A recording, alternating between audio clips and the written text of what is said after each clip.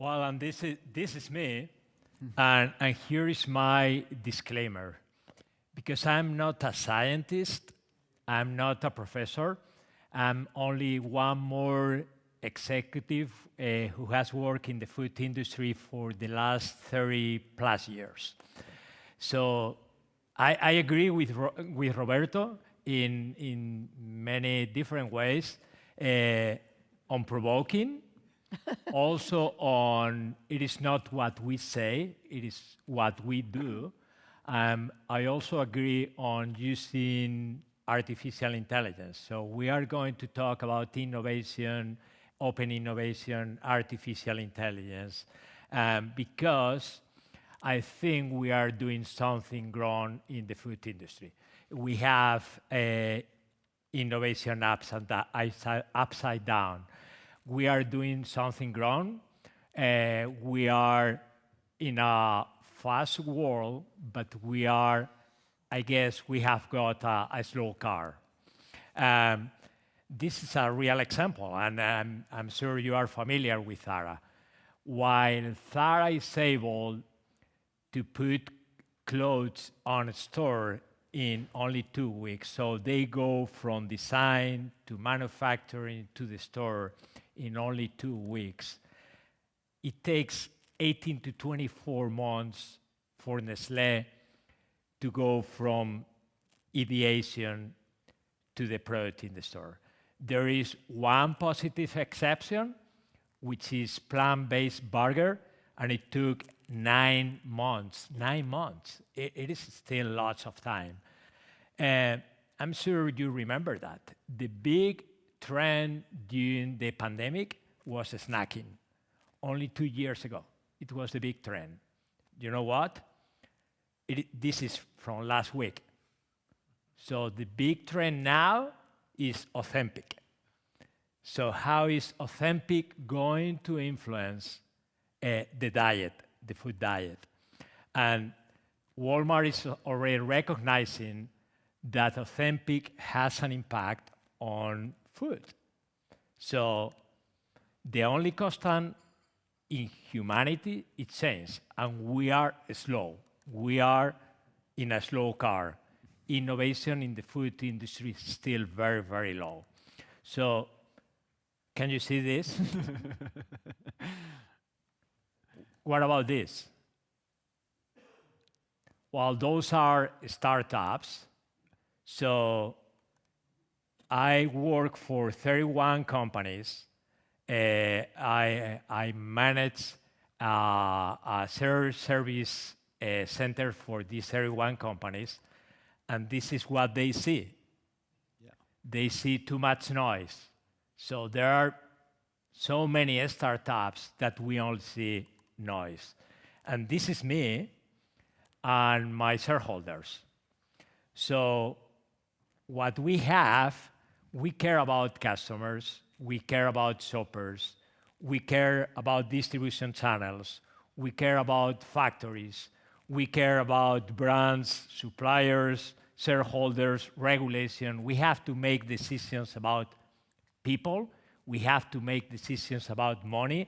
We have dreams, we have ideas, and we are looking for inspiration. This is a food manufacturer. And so I think with artificial intelligence, we have an opportunity. We have the opportunity to connect needs with solutions. Opportunity number 2, there's many of you doing probably the same. We have accelerators, we have incubators, we have many groups doing about the same thing when the challenge is connection. The challenge is connecting needs with solutions. So, to me, opportunity number 3 is stop prescribing solutions and focusing on needs and problems. And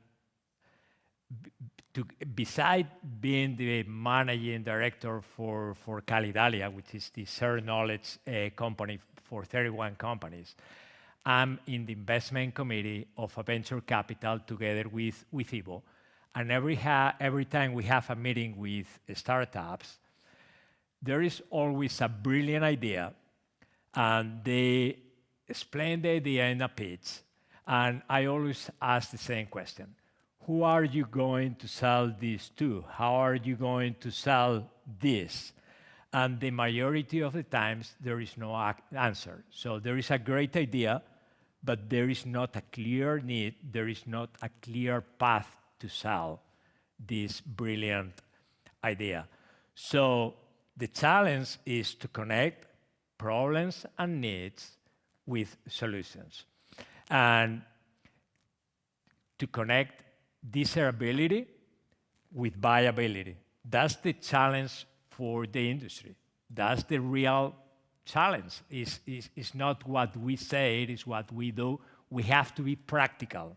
That's my point for today. And it is the usual innovation channel. So we begin from desirability, go to feasibility, and then viability. And in Calidalia, we are already testing tools, existing tools, and we are adapting those tools to gather, to identify the needs of our 31 shareholders, these 31 companies you have seen in the logos. So identify the needs, then using artificial intelligence to group, summarize, and enrich with artificial intelligence. And then we create a spec, the requirements, in order to launch those requirements to the universe of solutions. So we have designed a process to begin with the problem and needs, and then to connect with the universe of solutions, including Kilometro Zero and many others. So this is innovation upright, and this is my vision. We have to do things different in order to do in the food industry what Zara is doing in the clothing industry. Yeah. Thank you. I know we have at least one question. Why don't you go ahead, and then if there are more questions around the room, we can take them. So, question for you. You said that the first thing you talked about was about changing the mindset in the farmer. How do you kick that off? I mean, did you provide incentives? Did you pay more for those who were following some rules on how to reduce footprint, or how do you get the ball rolling? Yeah, I would like to say that we used a very sophisticated cognitive psychology and nudging theory with farmers, but that would be total lie, right? So we went the incentive way to pay. So we invested $6 million per year just to get going. And but then we create a mileage program, right? What we're doing now is we are linking. We're making them profit of the customers. So the customers are willing to pay a premium for that, so we pass it through. And the ones who are the best will get the biggest rewards. And what's happening now is you create competition, so everybody's going to now go to the highest common denominator. At the beginning, your speedboat is limited by the slowest rower. But right now, what we're driving is positive behavior. So year 1 and 2, we got 2 to 3%. Now we're getting 5, 6, 7% decrease. And we can see, the other thing I didn't talk about is we also invested in, it's a PPP, public-private partnership. I learned that word somewhere here, with Enterprise Ireland and Chagash in Ireland and DocPatch, which is an accelerator, to create a 2050 Ireland dairy accelerator. And we're in there. There's an energy company and a forestry company. And we selected 700 startups. And out of that, 12 were selected for an accelerator. And then we're going to collectively invest in probably, we three, The others, probably each of them 2 or 3. And so we know what to do to up to 25, 26. After that, that's where the accelerators kick in, the startups kick in to continue decreasing the footprint. And it's not only carbon. Carbon is what we're measuring now, but we're also looking at water. Well, you're in the business, right? So it's water, it's nutrients, it's biodiversity. We're also doing, mixed silvo agriculture. We're looking at things, right? So there's a lot of experimentation going live. But you need to catalyze some change at the beginning by pushing, and then then you create mechanisms for the others to join. Sorry, long answer, but I think it's useful to replicate that in other places, right? Paying is absolutely essential. I would add also trust and relationships, long-term relationships. Sure. Yeah, I agree. There's a lot that can be done through long-term relationships with the farmers. Yeah, you can't pay your way through that. It's a catalyst at the beginning. It's not that, it's collectively it's a lot of money, but individually per farmer, lots of farmers there, right? So eventually you need to create success there and create a business model that based on trust that drives profit for everybody. Triple bottom profit. Just a quick observation for Luis. Luis, over here. Oh, right, there you are, yeah.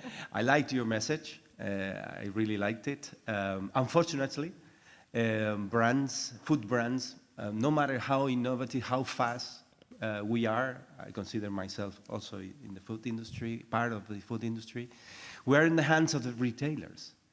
And as long as we have someone that chooses what is on the shelves of supermarkets, your job is dependent on these third parties. The future, I don't know if we will have brands in the future, if we have supermarket in the future. I foresee the future as food as a service, probably, where food will come to your door or to your office space. But in the meantime, we need retailers to have a space for innovation. Otherwise, what are we going to do with this quick process that you are now developing? It's impossible. And you know what? I agree. And Me too. And Yeah. and what I'm telling to my board members, including Pascual, who is in the board, that is the largest challenge we have. We have in the food industry, we have what is called the prescription dilemma. So you are either prescribed or gone. And particularly in Spain, 40% of the retail is in the hands of Mercadona, Lidl, and Aldi. Only 3 players have 40%. And we know that. And what we are doing is we are testing different ways to commercialize directly. One of the tests is going to be very imminent. We are sharing for the 31 members in Calidalia, we are sharing a landing page in Amazon Fresh. To me, it is a test, but it is a test exactly to have a portal for innovation. I will go further than that, because when your shareholders see the metrics of that website, they will say, this is for nothing. This is Irrelevant. It's tiny impact. Yeah. This idea is coming. I used to work in the US. I joined this company last January. And before going to Walmart, what we did every time is we test the product in Amazon with A/B testing. So we had the metrics before going to Walmart. That's where the idea is coming from. Okay, that's it. There is a challenge to launch innovation in distribution. So to me, an easy way is first to test the innovation online and to use the tools of Amazon with A/B testing, and then gather the data, test different ways, and then use the results to go to the physical It has to be store. a real test. The willingness to pay has to be validated. Otherwise, it's okay. I would buy, and then in the reality, people don't buy innovation because they don't find the innovation. They just are exposed to price, to discounts, and this is what we have here in our country.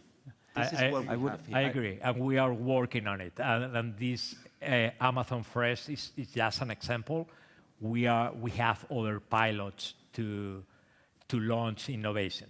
I like Ameller Origin. Yeah, I in love Catalonia. I This know is another galaxy. Yeah, and I'm a good friend with Josep. Yeah, me too. But food, Two more questions over here. I want to get to Martin Okay. and Phil have got. just a and comment three. on this. Okay. You do know that on average in Europe, in the US is even bigger, more than half of the meals are not cooked at home, right?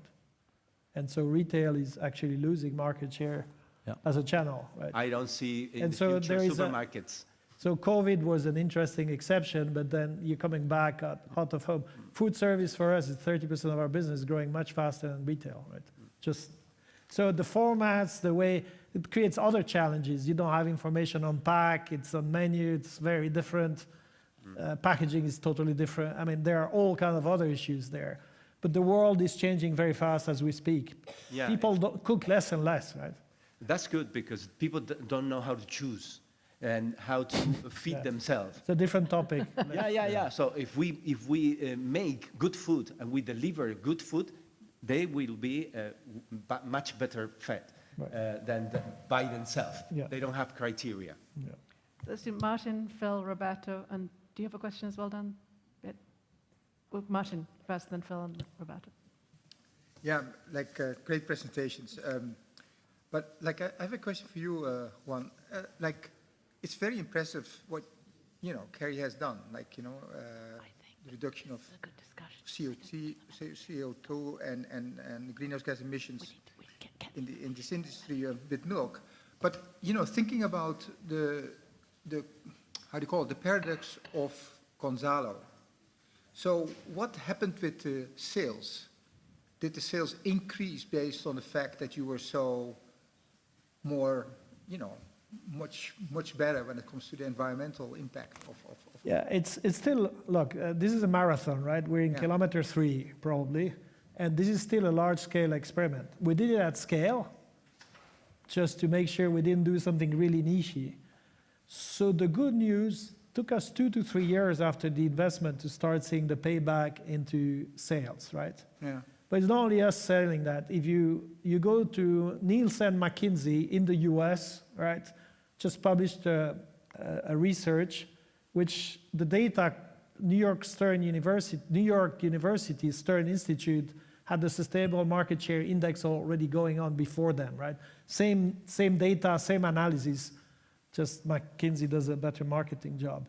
What it says is that 15% of all the SKUs in retail, so 1 in 6, between 2015 and 2020, captured more than half of the growth.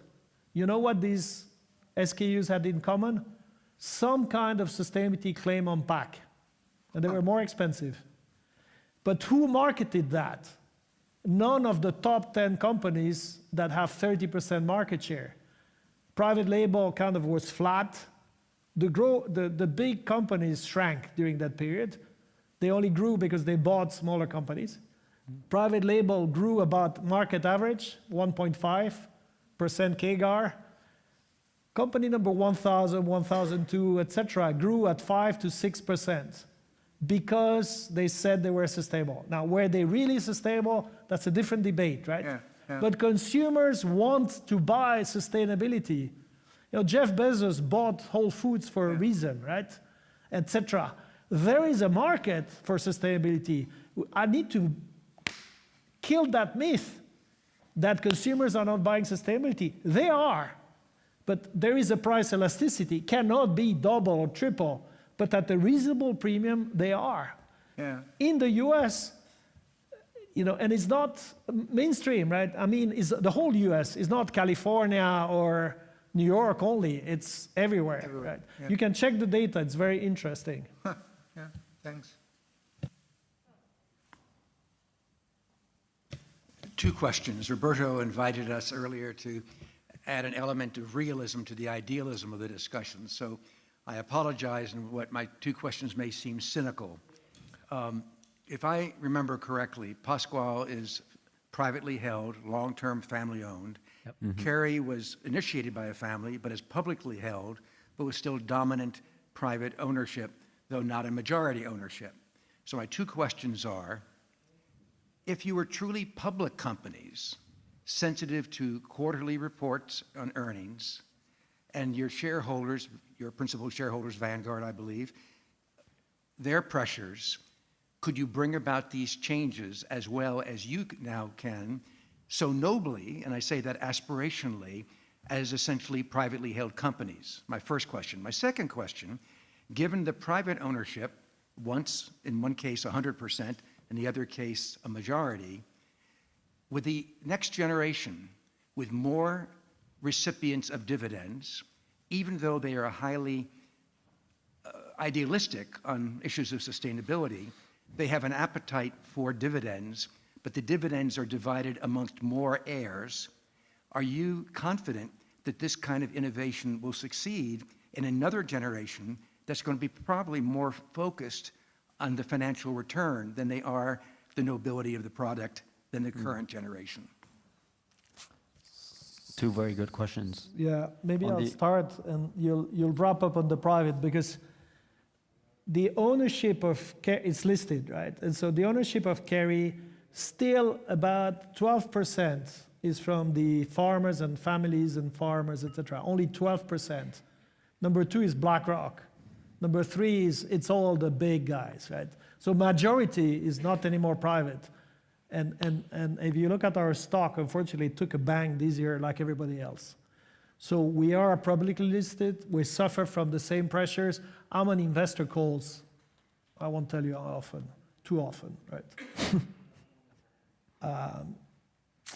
There are investors that are interested in, they diversify, chapter 9, 8, 6, right? And so we have more investors that are interested in impact, 9 or 8, and so that helps, right?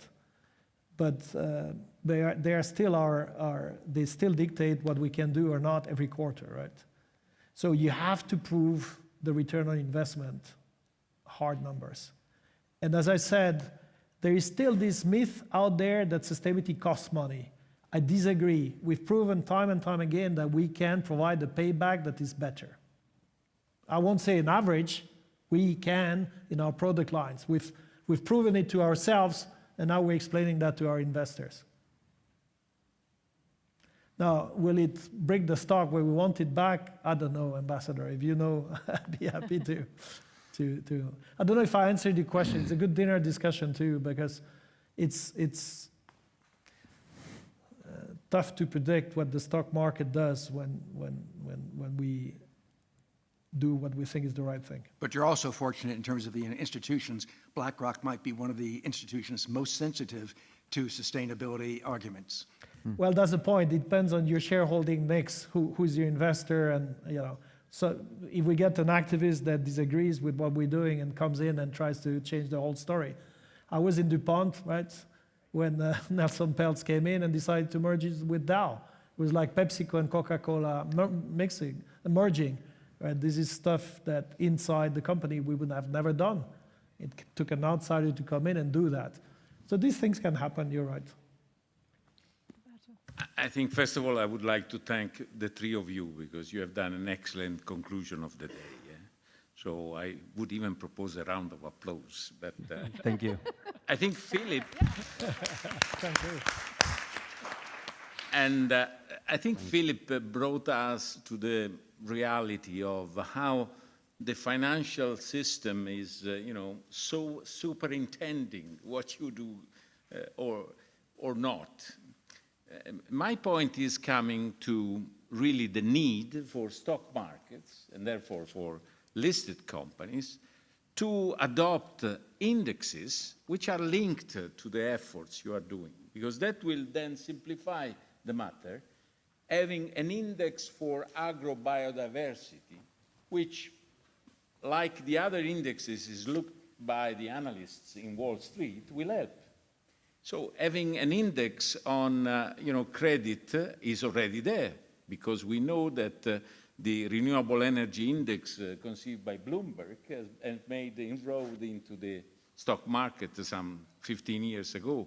So my point is, in spite of my pessimism, is that these three guys are giving us good news and good for heading to dinner, especially Luis. I would like to thank you for your efforts and this kind of artisanship to get things together and make them working, which is not, reinventing the wheel every day, like a lot of us startuppers do, but rather trying to make an engineering and reverse engineering sometimes. I'm a fan of slow food, so I'm very happy that food is slow, and the slower the better and the healthier. However, the food system must go fast because of granting that. I hate the traffic lights on nutrition. We detest them as Italians, as you know, but we give a price to that factor which can drive markets and consumer habit. At the beginning, Gabriel said, consumers are not willing, but maybe they are willing to pay more, especially in mature market. So really, thank you, guys. Yep. Thank You're you. welcome. Gabriel, did you want to comment on the private? I have a Question down. Gabriel, Oh, I'm did sorry. you want to comment on the private ownership? I think. No, I would say our model, we didn't invent anything new. And if you see the publicly listed food companies, they're all doing something similar. So I would say the differential thing for a privately held legacy is important, at least for us. So for us, we're also in it for creating the companies of the future. And there's some emotional return there. It's part of the family business, the family governance, to care less about dividends and also maintain the emotional return through generations. Very, very hard. We're working on it so that we can. Let me make a comment. Okay, and then we'll take the question right down there. Okay, about the index, which I think is a good idea. However, I think the consumers are going ahead of us in many ways. And last night I had a discussion with Ivo about if the shopper is willing to pay for sustainability. And his position was they are not. And mine is that we all here are over 50, or the majority of us are over 50, and we have different principles, we have different values, we have different priorities. Yeah. But I have at home 3 children. They don't have a car. They live in my apartment. When I was 25, my priority is to buy a house and to buy a car. Totally different priorities. But they all have an app in the iPhone to check if a product is healthy and sustainable. And if it is not, they don't buy it. If I buy it, they will kill me. So different priorities. We live in a bubble. Yeah. So the customers, especially the young customers, are ahead of us. The data says they're buying, Yeah, Sorry, and they pay for it. They don't look at the price. They pay whatever. What they do not buy is unsustainable products or unhealthy products. So that's really- what I say. that's really It's enlightening. very anecdotal, but No. A lot of the Take the question over there. significant changes will come, generational changes. Yeah, I don't have a question, but just making an observation, and I think Dongming probably knows this. I live in China, where there is a huge concern among consumers that of the quality of the food they get, right? Yes. So we do not buy any of our vegetables or fruits or anything in the store. We get together online, we organize buying groups that rent land and deal directly with the farmer who grows exactly what we want, and it gets shipped directly to our home. Food safety. And, Yeah. you know, we all pay a premium for it, and we're willing to pay a premium for it because we are sure that it is, well, up to a certain degree, because we're not going and watching what the farmer does, but that it is really organic, that it is exactly the quality, the type of tomato and so on that we want. So, and this is all organized online, very sophisticated. Yeah. So the sustainability takes many forms and shapes depending on the countries and the cultural context, right? The basics of that is don't kill me or don't make me sick. That's the first step of sustainability. Next thing is take away chemicals. Third one is reduce sugar, salt, fat. Fourth one is give me the right protein. Fifth one, add me with some extra stuff. Not too much carbon, etc. So different people, not too many, social impact, child labor, etc. So different people are interested in different aspects. China had a number of food scandals and food safety issues in the past. Chinese consumer pays over premium for food safety. Number one priority in China, I confirm. Mm-hmm.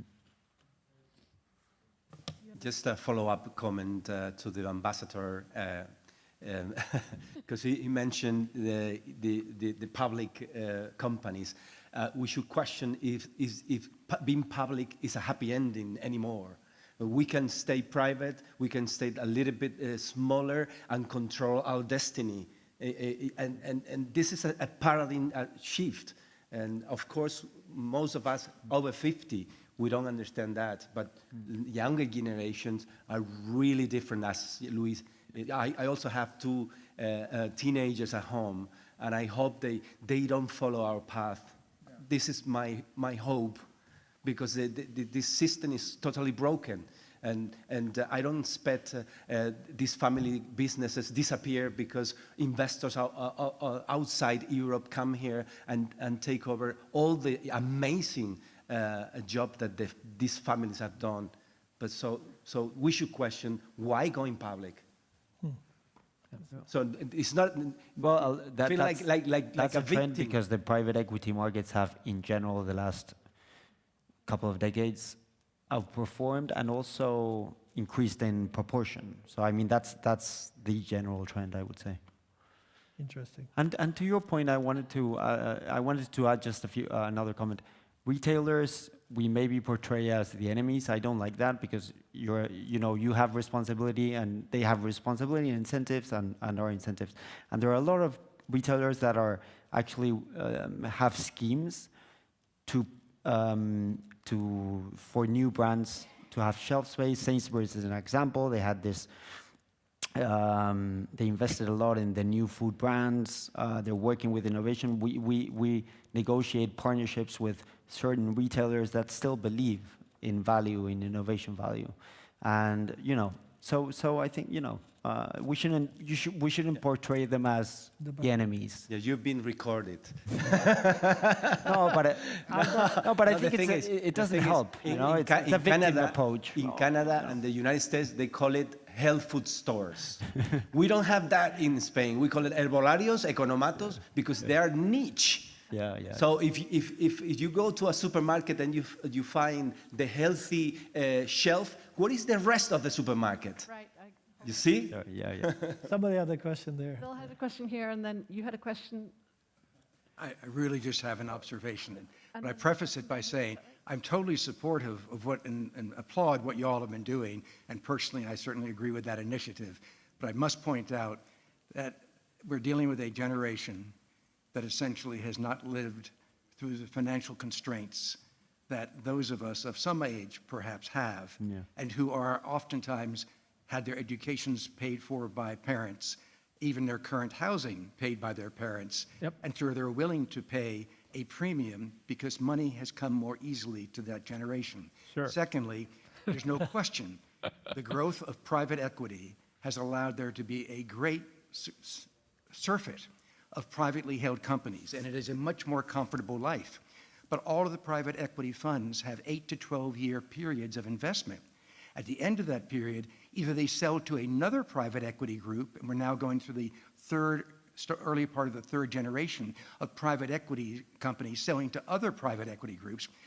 The only other exit for them is to go public. To get access. So it's going to be a very interesting phenomena if ad infinitum companies can continue to be private, or if, as in all of previous history, ultimately they have to be publicly held with greater responsiveness to shareholders. We don't know. Wow. Go ahead. I'm just thinking about in the old days, we all engaged in preparing our food or even grow the food ourselves. And, nowadays, people don't know where the food comes from. But a few weeks ago, I participated in a Tibetan group. They explained to us how to make your life simple and happy. And they showed me one thing, that every resident in this Tibetan group, they have one bowl in their entire life. They carry the bowl in their, garments. Then every time they use the very same bowl to eat, to drink, to do anything with that same bowl. And that bowl get passed from generation to generation. And it's just a symbol as one bowl for everything. Then their life philosophy in general is a simplicity, and they just don't have the waste we have. In same China, that's Tibetan. We're learning how they're so happy, how they have a simple life, how they're not ruining the world. And meantime, we live in Shanghai. In Shanghai, yes, Wolf just mentioned, because of the food safety issue you mentioned, lots of wealthy or middle class Shanghai Chinese, we actually engaged in food production, the whole process. We engaged to select who's the farmer, reliable farmer. We help them to work on organic growth. And then we know who's the branding, who's the shaping the food that gets directly shipped to our home. Of course, 43% of waste is at home. But I see the huge trend that smaller pilots direct contact to the farmer, and that's scalable. Of course, if we could, in this process, leverage AI, leverage all the tracing technology, or even we could trust the government more to take part of the work, that's way to go. But now, when you talk about scalability earlier, small and scalable, let people engaged, let young generation, they really care. I have a 9-year-old daughter. She talks about, the environment protection. She complains that the daddy is not saving water at home. So they're, get them engaged, get mindset change, behavior change in an early age. That's the way to go, I think. Mm-hmm. Yeah, these models are growing. Direct farm to consumer models are growing. Yep. And we have businesses where we trace to the farm. So we sell coffee extracts to some of the largest coffee chains in the world, let's say. And it's sourced through an organization called Café Femenino. So it's women growing coffee. And by doing that, we help them. That's social impact, part of sustainability, because they will put their kids to school instead of drinking the revenue. And so having this kind of end-to-end from farm to the food service and being able to identify that, brand that, creating revenue, all of these models are growing. Here's the idea. So you talk about end-to-end. Basically, I hope you have the platform, that global network, and that we could end-to-end call directly shaping the coffee from your farm back to China to particular school. It's not our farm. It's women, cooperatives. But I can discuss over dinner. These models are existing. You need to change you need to change everything, but they are coming, right? And they are disruptive. And Dell skipped the distributor way back for computers when directly. These things will happen in food. There are a lot of people in the middle that don't add so much value. So the models will change. I don't know exactly how, but I'm seeing it's happening all the time. Very interesting discussion, and being mindful of everybody's time, I'll pose this question and ask to be very brief. In light of all the things that have been shared earlier today, and in particular in regards to what has been discussed about private markets and public markets, as managers of public and privately owned businesses, how do you envision your business model to be affected over the next 5 years? Let's not go, that far. And what do you think is the role of government in kind of like evolving these business models within your organizations? Well, that is a difficult question. I'm going to leave it to you guys, and I'm going to excuse myself, but I need to be at 7 in some other place that I need to be at. So I'm going to say goodbye. Lo siento, eh? I'm really sorry, but I'll give you a 1-minute answer. Everybody wants to go there. Es que nos dan un premio a la... Over dinner if you want. But the answer is the food system will transform itself, or it will be transformed by somebody else, right? So people that are not watching are probably at risk of the dinosaur effect, right? And so there are a lot of disruption happening in the system. It's not super visible yet, but it's happening if you watch carefully. Point number 1. So business models are changing. Look, when you see what's happening in other industries, Airbnb, real estate, automotive sold by the hour, very traditional industries are being disrupted as we speak. It's going to happen to food too, right? It's happening, but it's coming faster. So it's going to change the way the business model will change. And I think it needs to be driven by impact. And when I say impact, is the whole thing, right? Return on natural capital, return on social capital, return on financial capital. If you don't do it like that, you'll be out. Maybe not in 5 years, but in 10 years, yeah, for sure. Yep. Mm-hmm. Oh, we have one more. Let's let the last question go. Sorry, just one last question. I've been dying to ask this, so I'm going to. There were a couple of talks this morning that said that the farmer got sort of 6% of the value of I think it was 5 or 6% of the value of the final product. And I just wondered, is that fair? Is that not fair? Is the farmer just grumbling because farmers do? Sorry, I didn't hear quite well the question. There were a couple of talks this morning where it was mentioned that the farmer received, I think, roughly 6% of the income of the final price, and this was unfair. And I just wondered if that really was the case, or whether that's just farmers. It depends a lot on the crops. So I don't know the average number, and it depends on the crops and the geographies. So I wouldn't have a statistic on that on average. I would say that in many value chains, unfortunately, the pricing power is not with the farmer. There are a lot of intermediates that capture more value. But it's a very general statement. It depends what crop you're interested in, what part of the world, and maybe we can discuss separately. Yeah. Well, thank you very, very much for